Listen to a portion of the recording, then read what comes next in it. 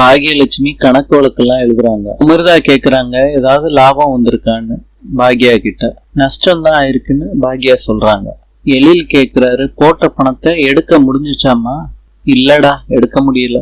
இந்த மாசம் கடைசிக்குள்ள நமக்கு லாபம் வரலன்னா கையில இருந்து குடுக்கற மாதிரி ஆயிரும் அப்படின்னு பாக்யா சொல்றாங்க.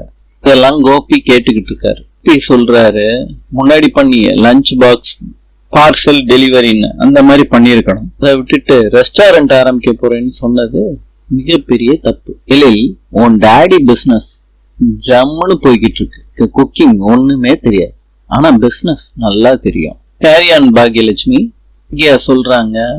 கோபி பேசுனதெல்லாம் கேட்டா பைத்தியம் பிடிச்ச மாதிரி ஆயிரும். இல்ல, அவருக்கெல்லாம் பதில் கொடுக்க வேண்டிய தேவையில்லை. ஒரே ஒரு நாள் மாஸ்டர் லீவ் போட்டா அவர் கதை என்னன்னு நமக்கு தெரியும். எலியன் ஜெனி கிட்ட ஆபீஸ்ல என்ன நடக்குதுன்னு சொல்றாரு. நீயும் கேட்டுக்கிறாங்க. சரி சொல்றாங்க ஜெனி கிட்ட, நல்லா சாப்பிடணும், நீ ரொம்ப மெலிஞ்சு போயிருக்கன்னு சொல்றாங்க.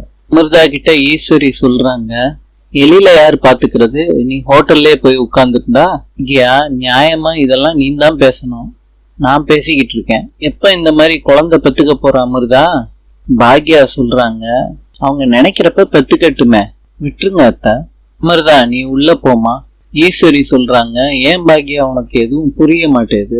கணேஷ் திருப்பியும் ஜெயில இருந்து வந்துட்டான்னா அதனாலதான் சொல்றேன். எழிலும் அமிர்தாவும் குழந்தை பெத்துக்கிட்டாங்கன்னா அவங்களுக்கு தானே நல்லது.